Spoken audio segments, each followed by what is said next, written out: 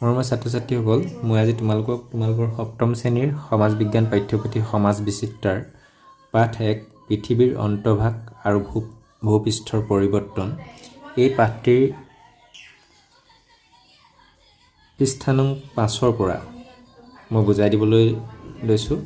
ইতিমধ্যে তোমালোকক মই অনুশীলনী 1লৈকে যিমান তোমালোকক পাঠটো বুজাই দিয়াৰ লগতে অনুশীলনী 1ৰ যিবিলাক সমাধান আছিলে মই সেই সমাধানবিলাক কৰি দিছোঁ। এতিয়া আমি চাওঁচোন ইয়াত কি দিয়া আছে। ইয়াত দিয়া আছে পৃথিৱীৰ পৰিৱৰ্তনৰ বাহ্যিক কাৰক, এক্সটাৰ্নেল ফেক্টৰ, মানে পৃথিৱীৰ পৰিৱৰ্তনৰ যিবিলাক বাহ্যিক কাৰক আছে সেই বিষয়ে ইয়াত দিয়া আছে। পৃথিৱীৰ পৰিৱৰ্তনৰ বাহ্যিক কাৰক। ভূপৃষ্ঠত পৰিৱৰ্তন ঘটোৱা আন এক ধৰণৰ কাৰক হ'ল বাহ্যিক কাৰক। এতিয়া ভূপৃষ্ঠ পৰিৱৰ্তন ঘটোৱা আন এটা কাৰণ হৈছে কি? বাহ্যিক কাৰক। বাহ্যিক শক্তিৰ দ্বাৰা ভূপৃষ্ঠত থকা বিভিন্ন ভূ অৱয়ব ক্ষয়প্ৰাপ্ত হয়। বাহ্যিক শক্তিৰ ভিতৰত ৰ'দ, বতাহ, বৰষুণ, নদী, হিমবাহ আদি প্ৰধান। এই বাহ্যিক শক্তিবিলাকৰ ভিতৰত কোনবিলাকক ধৰা হয়? ৰ'দ, বতাহ, বৰষুণ, নদী, হিমবাহ আদি এইবিলাক হৈছে বাহ্যিক কাৰক। বাহ্যিক শক্তিয়ে ভূপৃষ্ঠৰ ওখ চাপৰ অৱয়ৱবোৰ ক্ষয় কাৰ্যৰ যোগেদি সমতলত পৰিণত কৰে। সেই যিবিলাক বাহ্যিক শক্তি আছে সেই বাহ্যিক শক্তিয়ে ভূপৃষ্ঠৰ ওখ চাপৰ অৱয়ৱবোৰ ক্ষয় কাৰ্যৰ যোগেদি সমতলত পৰিণত কৰে। এইবিলাক ওখ চাপবিলাক কি হয়? ক্ষয় কৰে, আৰু ক্ষয় কৰি কি কৰে? সমতলত পৰিণত কৰে। এই ক্ষয় কাৰ্য দুই ধৰণৰ, বিচূৰ্ণী ভৱন আৰু ক্ষয়ী ভৱন। এই ক্ষয় কাৰ্যটো কেই প্ৰকাৰৰ কৈছে? দুই ধৰণৰ বুলি কৈছে। বিচূৰ্ণী ভৱন, ৱেডাৰিং বুলি কয় ইংৰাজীত বিচূৰ্ণী ভৱনটোক, আৰু ক্ষয়ী ভৱনটো এৰ'শ্যন। বিচূৰ্ণী ভৱন প্ৰক্ৰিয়াই ভূপৃষ্ঠৰ কঠিন শিলাস্তৰবোৰ ভাঙি চূৰ্ণ বিচূৰ্ণ কৰে।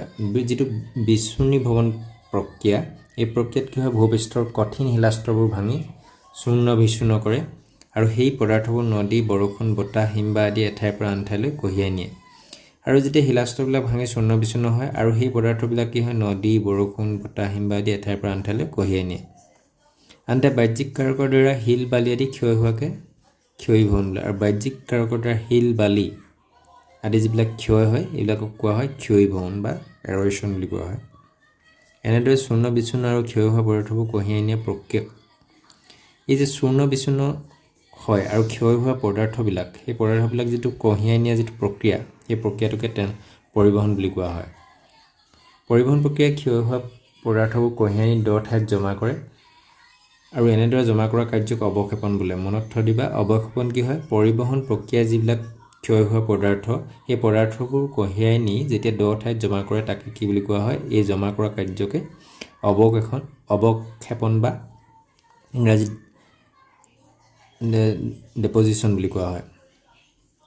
এনেদৰে বাহ্যিক কাৰকবোৰে ভূপৃষ্ঠত নানা প্ৰকাৰৰ অৱয়ৱৰ সৃষ্টি কৰে। এই বাহ্যিক যিবিলাক কাৰক আছে ভূপৃষ্ঠত বিভিন্ন ধৰণৰ কি সৃষ্টি কৰে কৈছে? অৱয়ৱ সৃষ্টি কৰে। এতিয়া সূৰ্যৰ ৰশ্মিয়ে কি হয়, কি কৰে? পৃথিৱীৰ উপৰিভাগৰ কেনেধৰণে পৰিৱৰ্তন কৰে তাৰ বিষয়ে দিয়া হৈছে। চোৱাচোন, সূৰ্যৰ ৰশ্মি হৈছে পৃথিৱীৰ উপৰিভাগৰ পৰিৱৰ্তন সাধন কৰা অন্যতম প্ৰধান কাৰক। এতিয়া পৃথিৱীৰ উপৰিভাগ পৰিৱৰ্তন কৰা আমাৰ যিবিলাক বাহ্যিক যিবিলাক কাৰক আছে সেই কাৰকবিলাকৰ ভিতৰত কি হয়? এটা অন্যতম কাৰক হৈছে সূৰ্য ৰশ্মি। ভূপৃষ্ঠত সূৰ্য ৰশ্মি কেনেদৰে পৰে সেইটোৱে অঞ্চলটোৰ জলবায়ু, উদ্ভিদ আদি কেনে হ'ব তাক নিৰ্ধাৰণ কৰে। ভূপৃষ্ঠত এই সূৰ্য ৰশ্মি কেনেদৰে পৰে সেইটোৱে অঞ্চলটোৰ কি হয়? জলবায়ু, উদ্ভিদ আদি কেনে হ'ব তাক নিৰ্ধাৰণ কৰে। সূৰ্যৰ দিশে থকা পৰ্বতৰ ঢালবোৰে সূৰ্যৰ তাপ বেছিকৈ পায়। এনেদৰে বছৰ বছৰ ধৰি সূৰ্যৰ তাপ বেছিকৈ পোৱা পৰ্বতৰ ঢালবোৰত থকা শিলাস্তৰত ফাট মেলে। এইদৰে ফাট মেলি ভাঙি ছিঙি যোৱাৰ ফলত কালক্ৰমত উচ্চভূমি ক্ষয়জাত পৰ্বতত পৰিণত হয়। এতিয়া মনত থবা কেনেধৰণে সূৰ্য ৰশ্মিয়ে ক্ষয়জাত পৰ্বতত সৃষ্টি কৰে। চোৱাচোন, সূৰ্যৰ ৰশ্মি কি হয়? আমি প্ৰথমতেই পাইছোঁ যে সূৰ্য ৰশ্মি পৃথিৱীৰ উপৰিভাগৰ পৰিৱৰ্তন কৰা এটা অন্যতম প্ৰধান কাৰক। ভূপৃষ্ঠত সূৰ্য ৰশ্মি কেনেদৰে পৰে আৰু সেইটোৱে কি কৰে? অঞ্চলটোৰ জলবায়ু, উদ্ভিদ আদি কেনে হ'ব তাক নিৰ্ধাৰণ কৰে। সূৰ্যৰ দিশে থকা পৰ্বতৰ ঢালবোৰ সূৰ্যৰ তাপ বেছিকৈ পায়। সূৰ্যৰ দিশে যিবিলাক পৰ্বতৰ ঢাল থাকে সেই পৰ্বতৰ ঢালবোৰে সূৰ্যৰ তাপ বেছিকৈ পায়, আৰু এনেদৰে বছৰ বছৰ ধৰি সূৰ্যৰ তাপ বেছিকৈ পোৱা পৰ্বতৰ ঢালবোৰত থকা শিলাস্তৰত ফাট মেলে। এইদৰে ফাট মেলি ভাঙি ছিঙি যোৱাৰ ফলত কালক্ৰমত উচ্চভূমি ক্ষয়জাত পৰ্বতত পৰিণত হয়। উত্তৰ পশ্চিম ভাৰতৰ আৰাৱলী পৰ্বত ক্ষয়জাত পৰ্বতৰ এটা উদাহৰণ। ক্ষয়জাত পৰ্বতৰ এটা উদাহৰণ দিয়া বুলি ক'লে আমি কি ক'ম? উত্তৰ ভাৰতৰ আৰাৱলী পৰ্বত ক্ষয়জাত পৰ্বতৰ এটা উদাহৰণ। ক্ষয়জাত পৰ্বত মূলতঃ ক্ষয়কাৰী প্ৰক্ৰিয়াৰ ফল, মানে ক্ষয় হৈ হৈ সৃষ্টি হয় কাৰণে এক ক্ষয়জাত পৰ্বত বুলি কোৱা হয়। উষ্ণ মৰু অঞ্চলত দিন ৰাতি পৰিৱৰ্তনৰ লগে লগে উষ্ণতাৰ চৰম উত্থান পতন ঘটে। ফলস্বৰূপে অতি কম সময়ৰ ব্যৱধানতে মৰুভূমি শিল অথবা বালিবোৰ সঘনাই সম্প্ৰসাৰণ আৰু সংকোচন হয়। বহলো হয় শিলবিলাক কি হয় আৰু সংকোচনো হয়। কিয় হয়? উষ্ণ মৰু অঞ্চলত দিন ৰাতি পৰিৱৰ্তনৰ লগতে উষ্ণতাৰ চৰম উত্থান পতন হয়, সেইকাৰণে এই পৰিঘটনাটো হয়। আৰু কি হয়? এই মৰুভূমি শিল অথবা বালিবোৰ সঘনাই সম্প্ৰসাৰণৰ সংকোচন ঘটি কি হয় বাৰু? সংকোচন ঘটি থাকে। এই খৰতকীয়া সংকোচনৰ ফলত এইবোৰ ভাঙি ছিঙি গুৰি হৈ পৰি ঠাইখনৰ ৰূপকে সলাই দিয়ে। আকৌ শীত অঞ্চলবোৰ শিলাখণ্ডৰ সূক্ষ্ম ফাটবোৰত দিনৰ ভাগত সোমোৱা পানীখিনি ৰাতিৰ ভাগত বৰফত পৰিণত হয়। আৰু সেই যিবিলাক সূক্ষ্ম ফাট আছে সেইবিলাকত দিনৰ ভাগত যিখিনি সোমোৱা পানী ৰাতিৰ ভাগত ঠাণ্ডা হৈ কি হৈ যায়? বৰফত পৰিণত হয়। বৰফৰ আয়তন সমপৰিমাণৰ পানী আয়তনতকৈ বেছি হোৱা হেতুকে বৰফবোৰে শিলাখণ্ডত চাপৰ সৃষ্টি কৰি শিলবোৰ ভাঙি পেলায়। কাৰণ শিলবোৰ ওপৰত চাপ সৃষ্টি কৰে, সেইকাৰণে শিলবোৰ ভাঙি যায়। এটা প্ৰবাহিত জল ছাৰফেচ ৱাটাৰ বুলি কোৱা হয়।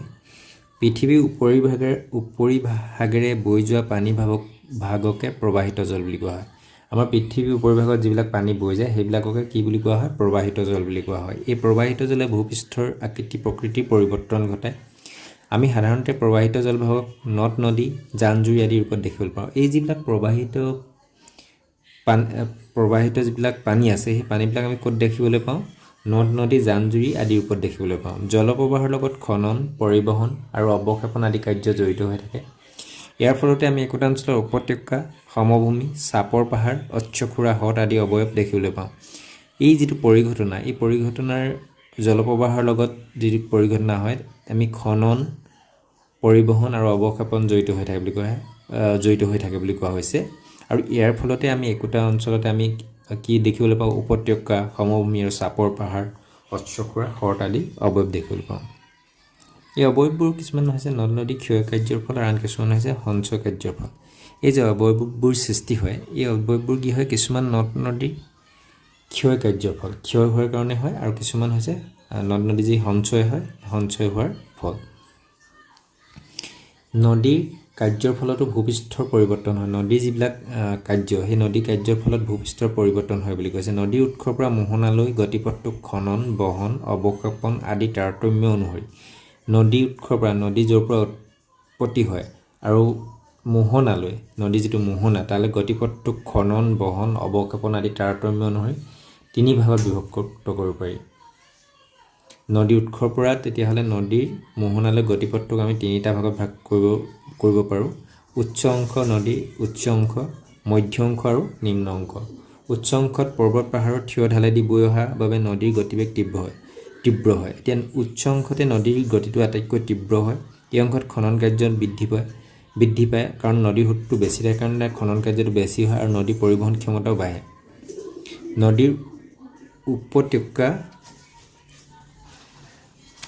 ইংৰাজী ভি আখৰ দৰে। নদীৰ উপত্যকাটো ইংৰাজী কেনেকুৱা আখৰটোৰ দৰে হৈ কৈছে? ভি আখৰটোৰ দৰে। নদীৰ গতিপথত কেতিয়াবা ওপৰৰ কঠিন শিলাস্তৰৰ তলত কোমল শিলাস্তৰ থাকিব পাৰে। তেতিয়া নদীয়ে তলৰ ফালে খন্দাৰ ফলত কোমল শিলৰ স্তৰটো সহজে কি হৈ যায়? কি হয়? নদীয়ে কেতিয়াবা গতিপথত ওপৰৰ কঠিন শিলাস্তৰৰ তলত কোমল শিলাস্তৰ থাকিব পাৰে নদীৰ গতিপথত। তেতিয়া নদীয়ে তলৰ ফালে খান্দে আৰু কোমল শিলাস্তৰটো সহজে ক্ষয় যায় আৰু তাত নদী থিয় ঢালেৰে তললৈ নামি আহে। এনেকৈ থিয় ঢালেৰে তললৈ নামি আহিলে জলপ্ৰপাতৰ সৃষ্টি, ৱাটাৰফল যে সৃষ্টি হয়, কেনেধৰণে হয় আমি এই কথাটোৰ জৰিয়তে গম পাইছোঁ। এতিয়া চিত্ৰ 1.5ত উৎসৰ পৰা মোহনালৈ নদীৰ কাৰ্যবোৰ দেখুওৱা আছে। এতিয়া এই চিত্ৰটো দেখিছা, ইয়াত নদীৰ এইটো মোহনাৰ পৰা কেনেধৰণে গতি হৈছে। নদীৰ উৎস এই পাহাৰৰ কি হয়? পৰ্বত পাহাৰ থিয় ঢালত দি ইয়াত নদী উৎপত্তি হৈছে। এইটো কি দেখুওৱা হৈছে? এইটো নদী, এইখন নদী। নদীৰ উৎস এইটো পৰ্বত, এইটো জলপ্ৰপাত, নদী, বদ্বীপ, নদী, এইটো বদ্বীপ, আৰু নদী গৈ ক'ত পৰিছে? সাগৰত পৰিছে। এইটো আমি এই চিত্ৰটো তোমালোকে আঁকিবলৈ যত্ন কৰিবা। এতিয়া জানো অহা কৈছে নদীৰ ক্ষয় কাৰ্য। নদীৰ ক্ষয় কাৰ্য হৈছে নদীয়ে নিজৰ সোঁতৰ দ্বাৰা মাটি, বালি, শিল আদি আঁতৰাই নিয়া প্ৰক্ৰিয়া। নদীৰ ক্ষয় কাৰ্য কি? নদীয়ে নিজৰ যিটো সোঁতৰ দ্বাৰা মাটি, বালি, শিল আদি আঁতৰাই নিয়া প্ৰক্ৰিয়াটো হৈছে নদীৰ ক্ষয় কাৰ্য, যাৰ ফলত নদীৰ গতিপথ সলনি হ'ব পাৰে। আৰু নদীৰ ক্ষয় কাৰ্যৰ যোগেদি কি হয়? নদীৰ গতিপথ সলনি হ'ব পাৰে। নদী সঞ্চয় কাৰ্য, নদীয়ে কেনেধৰণে সঞ্চয় কৰে চাওঁ। নদী সঞ্চয় কাৰ্য হৈছে নদীয়ে বহন কৰি অনা মাটি, বালি, শিল আদি কোনো এঠাইত জমা কৰা কাৰ্য, যাৰ ফলত চৰ বৰদ্বীপ আদি সৃষ্টি হয়। আমি এই চৰ যে বৰদ্বীপ যে সৃষ্টি হয়, এই নদীৰ সঞ্চয় কাৰ্যৰ ফলশ্ৰুতিতেই চৰ বৰদ্বীপ সৃষ্টি হয়। এতিয়া কি কৈছে? নদীৰ গতিপথৰ মধ্য অংশত ঢাল কম হোৱা, নদীৰ গতিপথৰ মধ্য অংশত কি হয়? ঢাল কম হোৱাৰ কাৰণে নদীৰ গতিবেগো কমে। মধ্য অংশত কি হয়? নদীৰ গতিবেগ কমে। এই অংশত নদীয়ে কাষৰ ফালে বেছিকৈ খান্দে, আৰু সেই কি হয়? গতিবেগ কম হোৱাৰ কাৰণে কোনফালে বেছিকৈ খান্দে? কাষৰ ফালে। মধ্য অংশ বা সমভূমি অঞ্চল নদী গতিপথ একা বেকা হৈ ভাঁজৰ সৃষ্টি হয়। মধ্য অংশ বা সমভূমি অঞ্চলত নদীৰ গতিপথ কেনেকুৱা হয়? একা বেকা হয়, কিন্তু নদীৰ উচ্চ অংশত সেই পোন হয়। নদী এনে ভাঁজৰ মাত্ৰা বাঢ়ি যায়। কি হয়? নদীৰ এই ভাঁজ বিশিষ্ট গতি সৰ্পিল গতি বুলি কোৱা হয়। নদীৰ ভাঁজ বিশিষ্ট যিটো ভাঁজ থকা গতিটোক কি বুলি কোৱা হয়? সৰ্পিল গতি বুলি কোৱা হয়। কেতিয়াবা নদী এনে ভাঁজৰ মাত্ৰা বাঢ়ি যায়।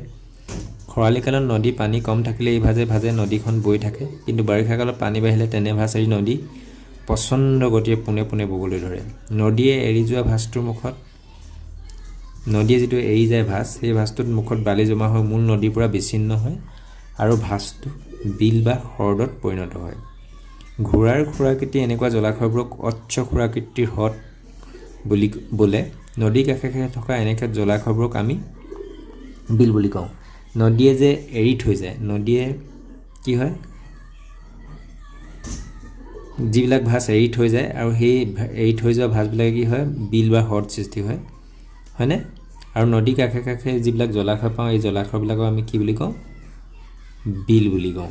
বানপানীৰ সময়ত নদীৰ দুই পাৰে বুৰাই পেলাই, নদীয়ে কি হয়? দুই পাৰে বুৰাই পেলাই, কাৰণ নদীয়ে তাৰ বহন ক্ষমতাটো যিমান পানী আছে তাতকৈ বেছি ল'বলগীয়া হোৱাৰ কাৰণে সেই পানীখিনি কি হয়? দুই পাৰে উফন্দি দুইফালে গুচি যায়গৈ, হয়নে? নদীৰ পৰা বাহিৰলৈ ওলাই যায়। নদীয়ে কঢ়িয়াই অনা বালি, বোকাৰ গেটবোৰ দুই পাৰে জমা হয়।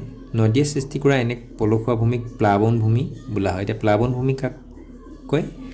নদীয়ে যে সৃষ্টি কৰা পলসুৱা ভূমিক প্লাৱন ভূমি বুলি কোৱা হয়। যেতিয়া নদীয়ে কঢ়িয়াই অনা বালি, বোকা গেটবোৰ দুই পাৰে জমা কৰি যি পলসুৱা ভূমি সৃষ্টি হয়, তাকে প্লাৱন ভূমি বোলে। বুজি পাইছা? নদীয়ে দূৰলৈ উটুৱাই নিব নোৱাৰা শিল, বালি আৰু বোকা নদী দুই পাৰত জমা হয়। এনেদৰে দুয়ো পাৰ প্লাৱন ভূমিতকৈ অলপ ওখ হৈ মথাউৰিৰ দৰে হয়। ইয়াক প্ৰাকৃতিক বান্ধ বোলে। নদীয়ে বৈ গৈ লাহে লাহে মোহনা অঞ্চল পায়। নদীয়ে বৈ গৈ ক'ত পায়গৈ? মোহনা অঞ্চল পায়। নিম্ন অংশত নদীৰ গতিবেগ প্ৰায় নাথাকে। একেবাৰে তলৰ অংশত কি হয়? নদীৰ গতি প্ৰায় নাথাকে। সেয়েহে লগত কঢ়িয়াই অনা বালি, বোকা আদি মোহনা অঞ্চলত জমা হ'বলৈ ধৰে। ফলত নদীৰ গতিপথ প্ৰায় বন্ধ হৈ পৰে, আৰু মূল নদীখনো বহুতো শাখাত ভাগ হৈ ববলৈ ধৰে। এইদৰে এইবোৰক শাখা নদী বোলে। এই শাখা নদীবোৰ মাজৰ ভূমিভাগ বা আখৰটোৰ দৰে ত্ৰিভুজ আকৃতি হয়। এই শাখা নদীবোৰ মাজৰ যিবিলাক ভূমিভাগ আখৰটোৰ দৰে হয়, আৰু কি হয়? ত্ৰিভুজ আকৃতি হয়। ইয়াক বদ্বীপ বুলি কোৱা হয়। আমি যে বদ্বীপ বুলি কৈছোঁ, এই চিত্ৰটো দেখিছোঁ, এই বদ্বীপ কাক কয়? তেতিয়াহ'লে কাক কয়? নদীৰ শাখা নদীবোৰ মাজৰ ভূমিভাগ আখৰটোৰ দৰে ত্ৰিভুজ আকৃতি হয়, আৰু এই আকৃতিটোক কি বুলি কয়? ইয়াকে কি বুলি কোৱা হয়? বদ্বীপ। এইবাৰ আহিছোঁ আমি হিমবাহ, গ্লেচিয়াৰ। দুই মেৰু আৰু উচ্চ পাৰ্বত্য অঞ্চলবোৰত জমা হৈ থকা বৰফবোৰ নদীৰ দৰে নামি আহিলে তাক হিমবাহ বা বৰফৰ নৈ বুলি কোৱা হয়। দুই মেৰু আৰু উচ্চ পাৰ্বত্য অঞ্চলবোৰত জমা হৈ থকা বৰফবোৰ যেতিয়া নদীৰ দৰে নামি আহে, তাকে হিমবাহ বা বৰফৰ নৈ বুলি কোৱা হয়। সাধাৰণতে জমা হৈ থকা বৰফবোৰ ওপৰৰ স্তৰৰ হেঁচা আৰু পৃথিৱীৰ মধ্যাকৰ্ষণ শক্তিৰ ফলতেই হিমবাহ তললৈ নামি আহে। এই চিত্ৰটোত দেখুওৱা হৈছে হিমবাহবোৰ তললৈ নামি আহোঁতে লগত দুই কাষৰ শিল বালি মাটি আদি কঢ়িয়াই আনে। এই পদাৰ্থবোৰ শেষত হিমবাহটো গলি যোৱা ঠাইত জমা হয়। এইদৰে নদীৰ দৰে হিমবাহেও খনন, পৰিবহণ আৰু অৱক্ষেপণ এই তিনিওটা কাৰ্য সম্পাদন কৰি ভূপৃষ্ঠৰ পৰিৱৰ্তন সাধন কৰে। হিমবাহেও কেনেধৰণে ভূপৃষ্ঠৰ পৰিৱৰ্তন কৰে আমি ইয়াৰ জৰিয়তে গম পালোঁ। এইবাৰ আহিছোঁ বতাহৰ কাৰ্য। বতাহৰ কাৰ্যনো কেনেধৰণে ভূপৃষ্ঠৰ পৰিৱৰ্তন কৰে ইয়াত দিয়া হৈছে। বতাহৰ কাৰ্যও আমাৰ ভূপৃষ্ঠৰ পৰিৱৰ্তন কৰিব পাৰে। ভূপৃষ্ঠৰ শুকান মৰুভূমি অঞ্চলত বিচূৰ্ণী ভ্ৰমণৰ দ্বাৰা শিলাবোৰ চূৰ্ণ বিচূৰ্ণ হয়। বতাহে এই পদাৰ্থবোৰ এঠাইৰ পৰা আন ঠাইলৈ কঢ়িয়াই নিয়ে আৰু কোনো ঠাইত জমা কৰে। পানীৰ নিচিনাকৈ বতাহেও খনন, পৰিবহণ আৰু অৱক্ষেপণ এই তিনিওটা কাৰ্য সম্পাদন কৰে। বতাহেও কি হয়? খনন, পৰিবহণ আৰু অৱক্ষেপণ এই তিনিটা কাৰ্য সম্পাদন কৰে বুলি কৈছে। বতাহে অতি পাতল ধূলিকণাবোৰ বহু দূৰলৈ উৰুৱাই নিব পাৰে, কিন্তু বালিকণা বা সেই আকাৰৰ পদাৰ্থবোৰ বেছি দূৰলৈ কঢ়িয়াই নিব নোৱাৰে। এটা নিৰ্দিষ্ট উচ্চতাত বতাহে কঢ়িয়াই নিয়া বালিকণিকাবোৰ খনন ক্ষমতা বেছি হয়। সেইবাবে মৰুভূমিত থকা শিলাখণ্ডবোৰ এক বিশেষ উচ্চতাত বেছিকৈ ক্ষয় গৈ কাঠফুলা আকৃতিৰ শিলাৰ সৃষ্টি কৰে। মৰুভূমিত বতাহে ধূলি আৰু বালিবোৰ উৰুৱাই নি থকাৰ ফলত মৰুপৃষ্ঠৰ কিছুমান ঠাইৰ উচ্চতা লাহে লাহে কমি আহে। কি হয়? মৰুভূমিত বতাহে যেতিয়া ধূলি বালিবোৰ উৰুৱাই নি থকাৰ ফলত কি হয়? মৰুপৃষ্ঠৰ কিছুমান ঠাইত উচ্চতাটো লাহে লাহে কমি আহে। কি কাৰণে? বতাহে ধূলি বালিবোৰ উৰুৱাই নি থকাৰ কাৰণে এই উচ্চতাটো কমি আহে। বতাহে এনেদৰে বালি উৰুৱাই নি মৰুভূমি বুকুত সৃষ্টি কৰা এটা অৱয়ব হ'ল মৰুদ্যান। এতিয়া অ'ৱেচিছটো কি? তেতিয়াহ'লে বতাহে এনেদৰে বালি উৰুৱাই নি মৰুভূমি বুকুত সৃষ্টি কৰা এটা অৱয়ব হ'ল মৰুদ্যান। চিত্ৰ 1A দেখুওৱা ছবিখনলৈ মন কৰা। এইখন এখন মৰুদ্যানৰ চিত্ৰ। এডোখৰ আমি মৰুভূমিৰ মাজত এডোখৰ দ ঠাই দেখিবলৈ পাইছোঁনে? মৰুভূমি বুকুৰ এনে আপেক্ষিকভাৱে দ ঠাইবোৰত পানী আৰু সাৰুৱা মাটি থকাৰ বাবে এই মৰুদ্যানবোৰত মানুহে বসতি কৰা দেখা যায়।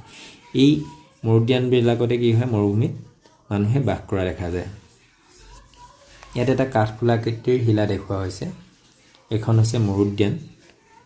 বতাহে কেৱল মাত্ৰ পাতল আৰু শুকান উপাদানকহে পৰিবাহিত কৰিব পাৰে। বতাহে যে কি কৰিব পাৰে? অকল পাতল আৰু শুকান উপাদানকহে পৰিবাহিত কৰিব পাৰে। পৰিবাহিত উপাদানবোৰ ওজনত অতি পাতল হ'লেও যাত্ৰাপথত বাধা পালে সেইবোৰ পৰিবাহিত নহ'ব পাৰে।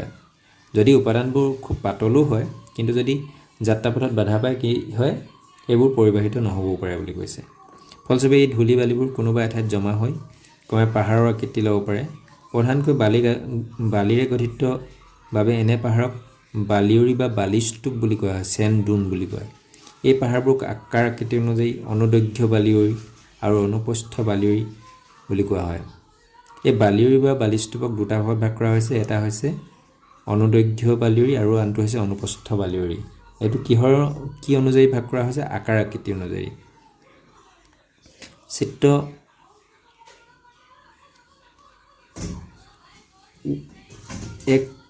1.9 আৰু চিত্ৰ 1.10 ক্ৰমে অনুদৈৰ্ঘ্য আৰু অনুপ্ৰস্থৰ বালিয়ৰী দেখুওৱা হৈছে। কোনো ঠাইত আকৌ পৰিস্থিতি সাপেক্ষে অৰ্ধচন্দ্ৰাকৃতি বালিয়ৰী সৃষ্টি হ'ব পাৰে। এইবোৰক বাৰখান বুলি কোৱা হয়। অৰ্ধচন্দ্ৰাকৃতি বালিয়ৰী কি বুলি কোৱা হয়? বাৰখান বুলি কোৱা হয়। এতিয়া অনুদৈৰ্ঘ্য বালিয়ৰী আৰু অনুপ্ৰস্থ বালিয়ৰী চিত্ৰ এইটো দিছে। এইটো অনুদৈৰ্ঘ্য, এইটো হৈছে অনুপ্ৰস্থ বালিয়ৰী চিত্ৰ। ইয়াৰ উপৰি ক্ষুদ্ৰ ক্ষুদ্ৰ ধূলিকণাবোৰ কেতিয়াবা বতাহৰ দ্বাৰা প্ৰবাহিত হৈ বহু দূৰৈত জমা হোৱাৰ ফলত সাৰুৱা উচ্চভূমিৰো সৃষ্টি হ'ব পাৰে। ইয়াক লৱেছ বুলি কয়। লৱেছ কাক কয় তেতিয়াহ'লে? ক্ষুদ্ৰ ক্ষুদ্ৰ ধূলিকণাবোৰ বতাহৰ দ্বাৰা প্ৰবাহিত হৈ বহু দূৰৈত জমা হোৱাৰ ফলত সাৰুৱা এটা উচ্চভূমিৰ সৃষ্টি হয়। ইয়াকে লৱেছ বুলি কোৱা হয়। তাৰপিছত ভাবি আলোচনা কৰা মৰুভূমি অঞ্চলত বাস কৰা লোকসকলৰ জীৱন প্ৰণালী। মই তোমালোকক এইটো লিখি দিছোঁ। মৰুভূমি অঞ্চলত কেনেধৰণৰ জীৱন প্ৰণালী হয়? কেনেধৰণে হয়? এতিয়া উত্তৰটো কেনেধৰণে হ'ব? মৰুভূমি অঞ্চলত বাস কৰা লোকসকলৰ জীৱন নিৰ্বাহ প্ৰণালী কঠিন পৰিস্থিতিৰ সৈতে খাপ খাই গঢ়ি উঠা। মৰুভূমিত পানীৰ অভাৱ, সেয়ে মানুহে বৰষুণৰ পানী সংৰক্ষণ কৰে আৰু খুব সাৱধানভাৱে পানী ব্যৱহাৰ কৰে। মৰুভূমি অঞ্চলৰ মানুহবোৰৰ ঘৰবোৰ সাধাৰণতে মাটি বা কাঠেৰে তৈয়াৰ হয়।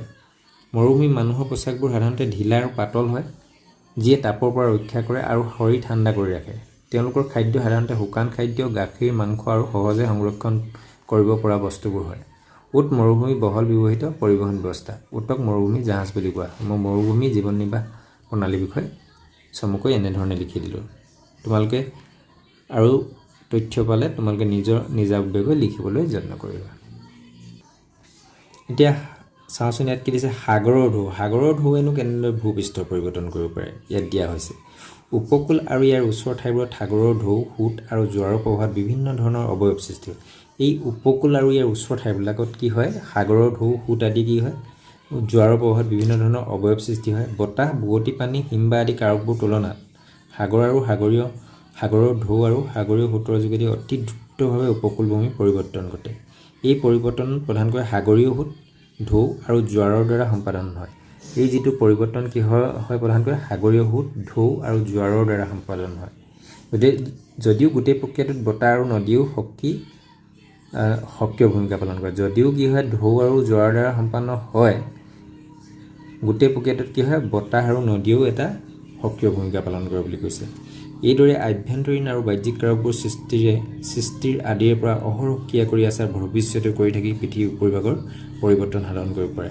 এতিয়া আমি পৃথিৱীৰ পৰিৱৰ্তনৰ প্ৰথমতে আভ্যন্তৰীণ কাৰকবিলাক পালোঁ। এতিয়া আমি বাহ্যিক কাৰকবিলাকৰ ভিতৰত কোনবিলাক পালোঁ আমি, ইয়াত কি পালোঁ আমি, প্ৰবাহিত জল পালোঁ, সূৰ্যৰ ৰশ্মি, প্ৰবাহিত জল, তাৰপিছত পালোঁ আমি হিমবাহ,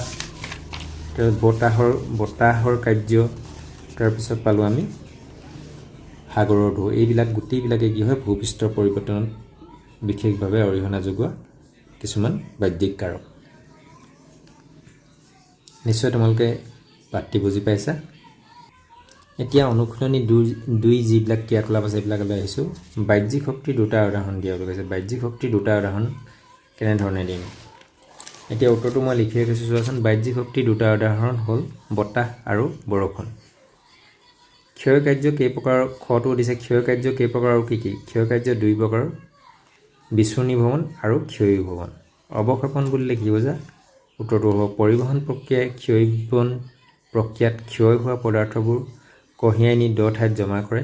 এনেদৰে জমা কৰা কাৰ্যকে কি বুলি কোৱা হয়, অৱক্ষেপণ বোলে।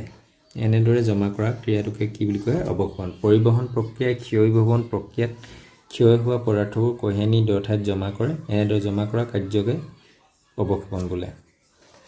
তাৰপিছতো কি দিছে, বালিয়ৰী কেইপ্ৰকাৰৰ আৰু কি কি।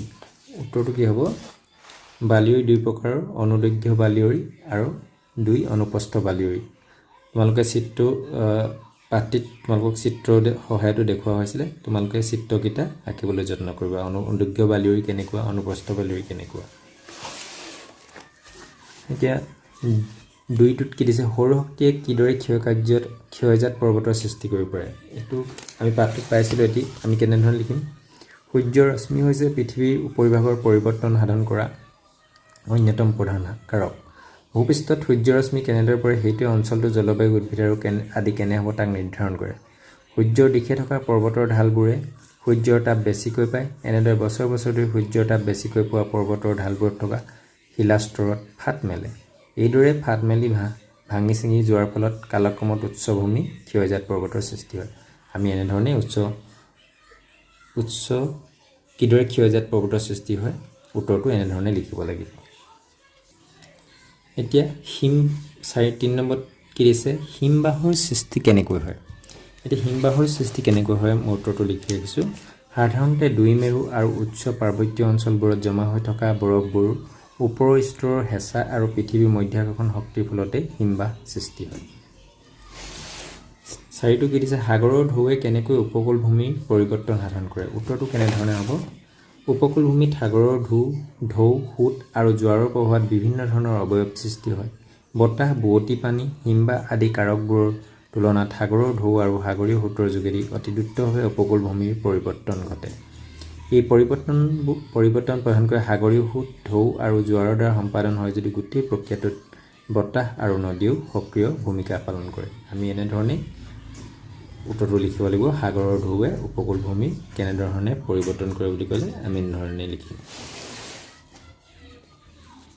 তাৰপিছত এটা ধাৰণা চিত্ৰ দিছে কনচেপ্ট মেপ পৃথিৱীৰ অন্তৰ্ভাগ আৰু ভূপৃষ্ঠৰ পৰিৱৰ্তন পৃথিৱীৰ অন্তৰ্ভাগ আৰু ভূপৃষ্ঠ কেনেধৰণে পৰিৱৰ্তন কৰে পৃথিৱীৰ অন্তৰ্ভাগটোক কেইটা ভাগত ভাগ কৰিছিলে ভূত্বক গুৰুমণ্ডল কেন্দ্ৰমণ্ডল তিনিটা ভাগত ভাগ কৰা হৈছিলে আৰু কেন্দ্ৰমণ্ডলক আমি পাঠটোত পাইছিলোঁ অন্তঃকেন্দ্ৰল আৰু বহিঃকেন্দ্ৰমণ্ডল পৃথিৱীৰ পৰিৱৰ্তনৰ আভ্যন্তৰীণ কাৰক পৃথিৱীৰ পৰিৱৰ্তনৰ বাহ্যিক কাৰক পৃথিৱীৰ পৰিৱৰ্তনৰ বাহ্যিক কাৰককেইটা কি সৌৰশক্তি প্ৰবাহিত জল হিমবাহ বতাহৰ কাৰ্য সাগৰৰ ঢৌ এইবিলাক হৈছে পৃথিৱীৰ পৰিৱৰ্তনৰ বাহ্যিক কাৰক এটা শব্দাৰ্থ দিছে তোমালোকক অনুদৈৰ্ঘ্য বতাহৰ গতি একে দিশত যিটো থকা সেইটোকে অনুদৈৰ্ঘ্য বুলি কয় অনুপ্ৰস্থ কি হয় বতাহৰ গতিৰ দিশে লম্বভাৱে থকাটো কি হয় অনুপ্ৰস্থটো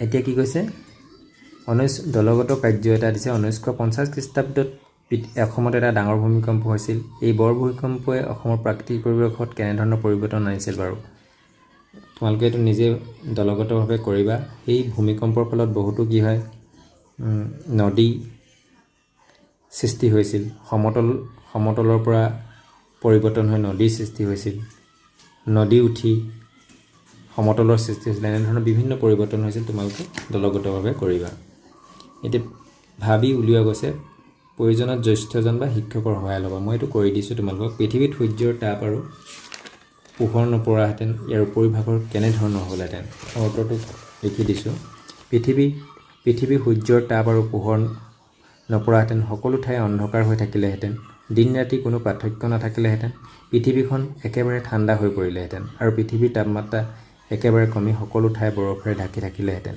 মুঠৰ ওপৰত পৃথিৱীত সূৰ্যৰ তাপ আৰু পোহৰ নপৰাহেঁতেন ইয়াত কোনো জীৱৰে জীৱন সম্ভৱ নহ'লহেঁতেন